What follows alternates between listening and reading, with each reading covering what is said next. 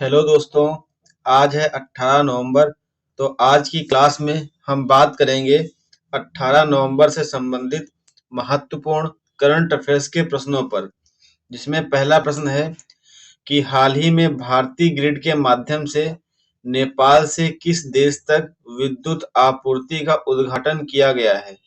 आपको बता दें कि अभी हाल ही में भारतीय ग्रिड, नेपाल और बांग्लादेश के बीच में एक समझौता हुआ है, जिसके तहत जो ये नेपाल देश है, ये भारत को विद्युत की आपूर्ति करेगा और जिसके बाद यही भारत जो एनटीपीसी है, यह बांग्लादेश को इस विद्युत की आपूर्ति सप्लाई कर देगा।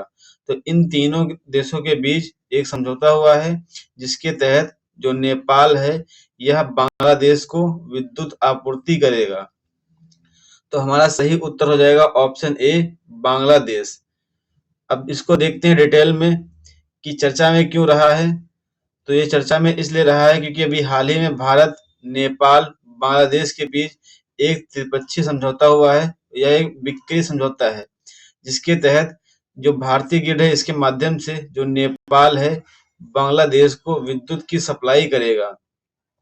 आपको बता दें कि ये पहली बार है जब किसी 3 दक्षिण एशियाई देशों ने मिलकर के एक ट्रांसमिशन नेटवर्क मतलब स्थापित किया है। यह पहला अवसर है। आपको बता दें कि इस पर जो साइन किए गए, हस्ताक्षर किए गए हैं, तो जो एनटीपीसी विद्युत व्यापार निगम लिमिटेड है और जो नेपाल का विद्युत प्राधिकरण है और बांग्लादेश विद्युत विकास बोर्ड है, इन तीनों ने मिलकर काठमांडू में इस पर हस्ताक्षर किए थे, जिसको अभी हाल ही में वर्चुअल माध्यम से इसका उद्घाटन किया गया है। जब उद्घाटन किया गया है तो कौन कौन शामिल थे?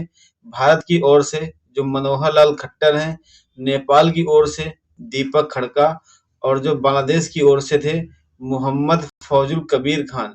इन तीनों ने मिलकर इसका भी वर्चुअल रूप से उद्घाटन किया है। आपको बता दें कि जो समझौता हुआ है, इस समझौते के अनुसार जो नेपाल है, बांग्लादेश को 40 मेगावाट बिजली निर्यात करेगा। ध्यान देना है। अगला प्रश्न है कि GRAP, जिसको बोलते हैं ग्रैप, इसका पूरा नाम होता है ग्रेडेड रिस्पांस एक्शन प्लान।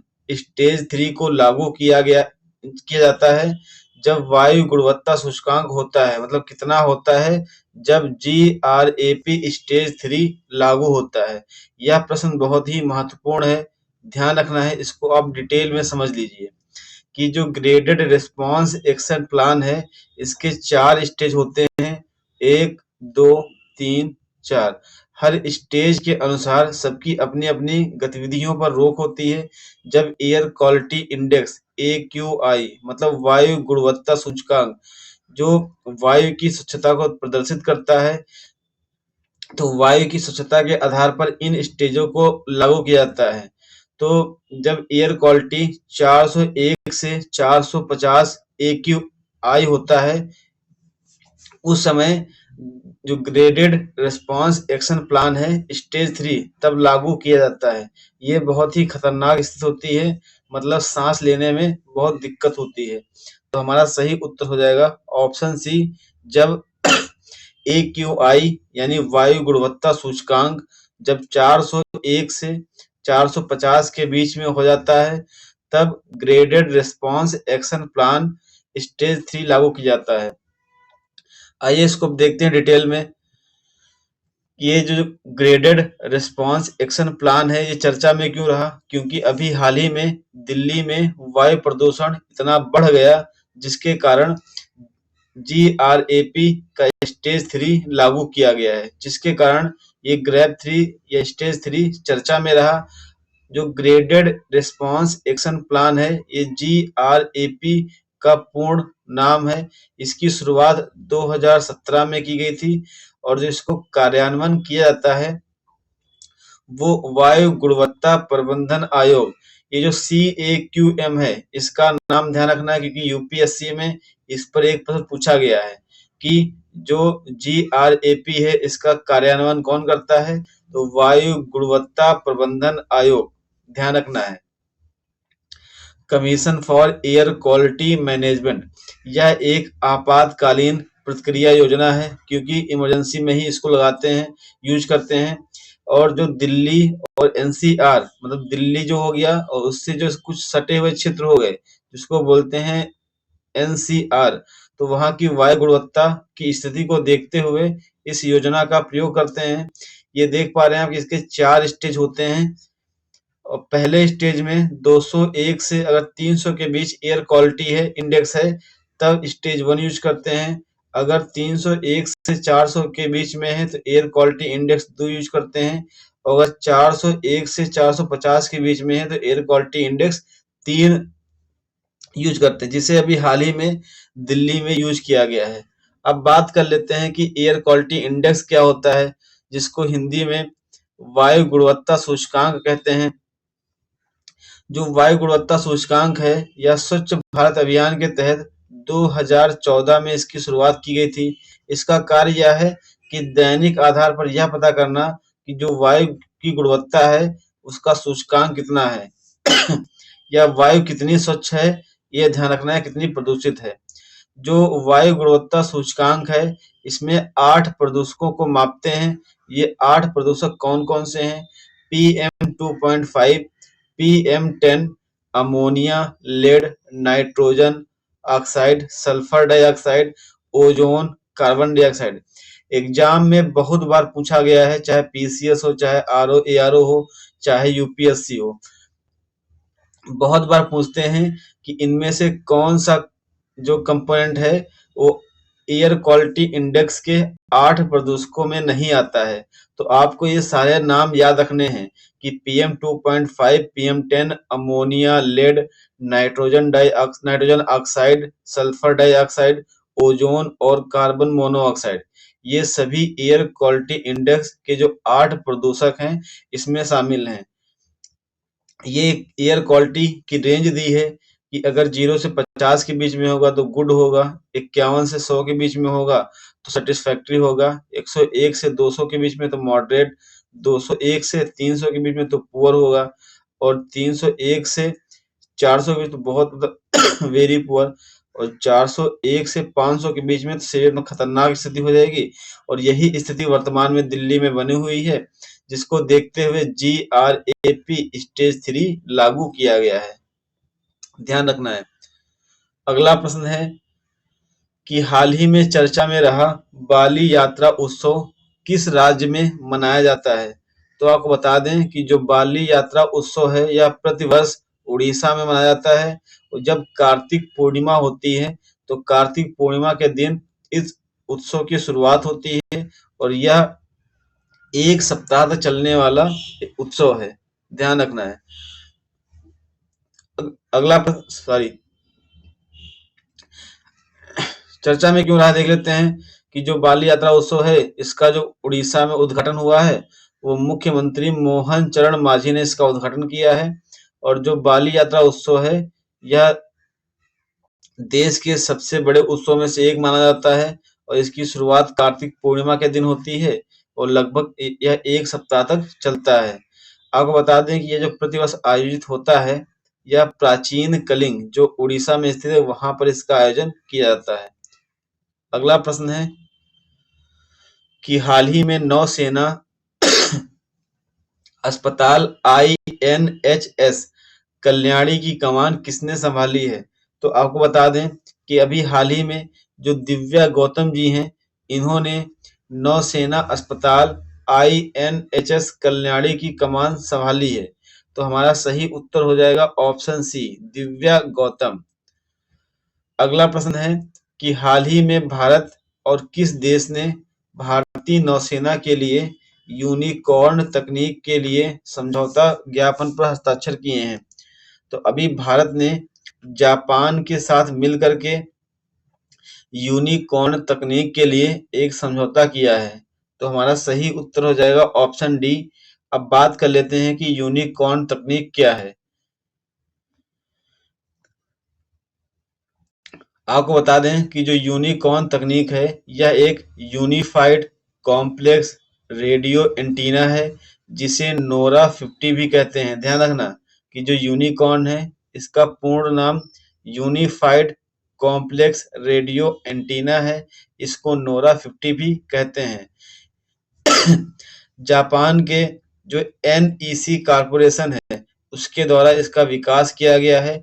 यह एक एकीकृत एंटीना प्रणाली है जो वर्तमान में जापान में जो मैरीटाइम सेल्फ डिफेंस फोर्स है, जो जापानी नौसेना है, यहाँ पर यह स्थापित किया जा चुका है। यही तकनीक जो है इसका कार्य क्या होता है? इसका कार्य होता है कि संचार के क्षेत्र में, इलेक्ट्रॉनिक युद्ध के क्षेत्र में, नेविगेशन के लिए जो सेंसर और ट्रांसपोर्टर है, इनको एक साथ जोड़ करके एक एंटीना है। इस तकनीक से जो भारतीय नौसेना के जहाज हैं, इनकी जो क्षमता है, क्षमता में और वृद्धि हो जाएगी। भारत में यूनिकॉर्न का निर्माण कौन करेगा?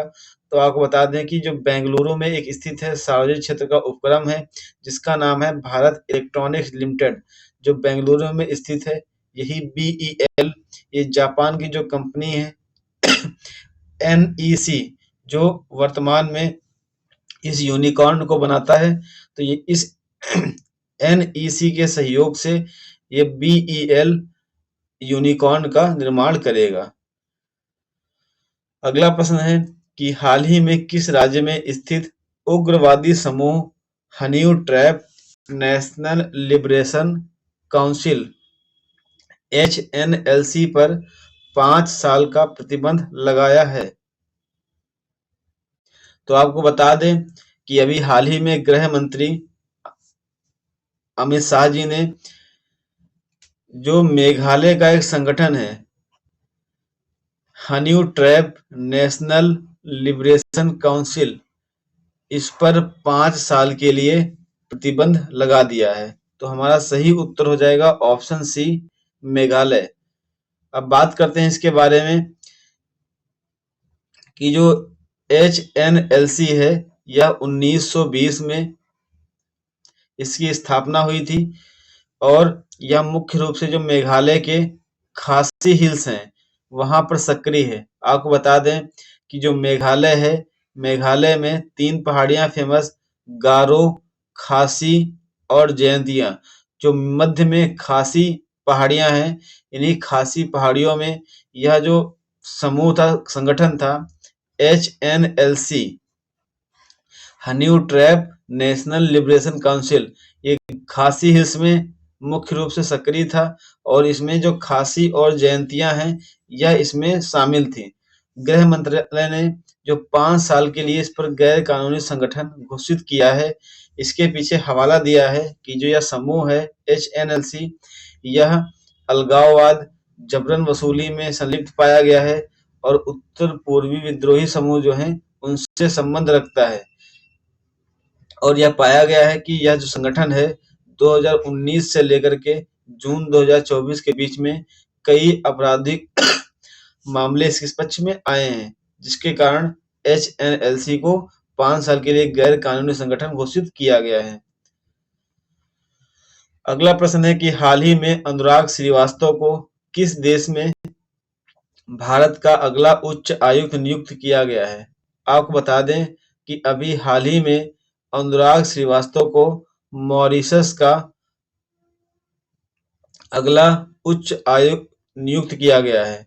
जो मॉरिशस है, इसकी राजधानी पोर्ट लुइस होती है। ध्यान रखना है क्योंकि मॉरिशस की राजधानी क्या पूछी जाती है। मॉरिशस की राजधानी है पोर्ट लुइस। तो हमारा सही उत्तर हो जाएगा ऑप्शन बी। तो अनुराग श्रीवास्तव जी को मॉरिशस में भारत का अगला उच्च आयुक्त नियुक्त किया गया है। अगला प्रश्न है कि हाल ही में किस राज्य सरकार ने आय और सौर ऊर्जा परियोजनाएं स्थापित करने पहल शुरू की है? तो आपको बता दें कि अभी हाल ही में हिमाचल प्रदेश सरकार ने यह घोषणा की है कि आय और सौर ऊर्जा परियोजना स्थापित करें नामक पहल की शुरुआत की है। हिमाचल प्रदेश सरकार का यह उद्देश्य रहा है कि जो राज्य में सौर ऊर्जा परियोजना से संबंधित जो भी प्रोजेक्ट हैं उनमें लोग निवेश करें। निवेश को आकर्षित करने के लिए यह परियोजना शुरू की गई है। तो हमारा सही उत्तर हो जाएगा ऑप्शन सी। जो यह परियोजना है आय और सौर ऊर्जा परियोजना स्थापित करें, तो इसकी शुरुआत की गई है जो वहां के मुख्यमंत्री हैं सुखविंदर सिंह सुक्खू, इन्होंने इसकी शुरुआत की है और उन्होंने लक्ष्य रखा था जो 31 मार्च 2026 तक हिमाचल प्रदेश को स्वच्छ बनाना है। साथ ही हरित ऊर्जा राज्य में बदलने की जो राज्य सरकार की पहल है उसका हिस्सा है। आगे देखते हैं। हाल ही में किसे दुबई स्पोर्ट्स काउंसिल का ब्रांड एम्बेसडर नियुक्त किया गया है? आपको बता दें कि अभी हाल ही में हरभजन सिंह और सानिया मिर्जा दोनों लोगों को दुबई स्पोर्ट्स काउंसिल का ब्रांड एम्बेसडर यानी खेल राजदूत नियुक्त किया गया है। तो हमारा सही उत्तर हो जाएगा ऑप्शन सी। इन दोनों के अलावा भी कुछ और खिलाड़ी हैं जिनको दुबई स्पोर्ट्स काउंसिल ने अपना खेल राजदूत नियुक्त किया है, उनको देख लेते हैं। आप सभी जानते हैं कि हरभजन सिंह भारतीय क्रिकेट खिलाड़ी हैं और जो सानिया मिर्जा जी हैं ये महिला टेनिस खिलाड़ी हैं। लेकिन जो रूस के एक खिलाड़ी हैं खबीब नूरम गोमेदो, यह रूस के खिलाड़ी हैं और एक फ्रांसीसी के फुटबॉल खिलाड़ी हैं जिनका नाम है पैट्रिस एवरा। तो इन दोनों को शामिल करते हुए हरभजन सिंह और सानिया मिर्जा के साथ 4 लोगों को खेल राजदूत नियुक्त किया गया है। तो ये चारों नाम ध्यान रखने हैं। अगला प्रश्न है कि हाल ही में व्हाइट हाउस प्रेस सचिव, यहाँ पे प्रेस होना चाहिए, तो व्हाइट हाउस प्रेस सचिव किसे नियुक्त किया गया है? तो आपको बता दें कि जो डोनाल्ड ट्रंप हैं अपने कार्यकाल के लिए जो कैरोलिन लेविट हैं इनको व्हाइट हाउस प्रेस सचिव नियुक्त किया है। तो ये है कैरोलिन लेविट। तो जो एक कैरोलिन लेविट हैं यह इस पद को संभालने वाली सबसे युवा हैं और यह जो ट्रंप चुनाव के दौरान ट्रंप के कैंपेन में जो नेशनल प्रेस सेक्रेटरी भी रही थी। तो दोस्तों यह आज की करंट अफेयर की क्लास थी। अगर यह क्लास आपको अच्छी लगी हो तो वीडियो को लाइक करें, चैनल को सब्सक्राइब करें और वीडियो को अधिक से अधिक शेयर करें। धन्यवाद दोस्तों।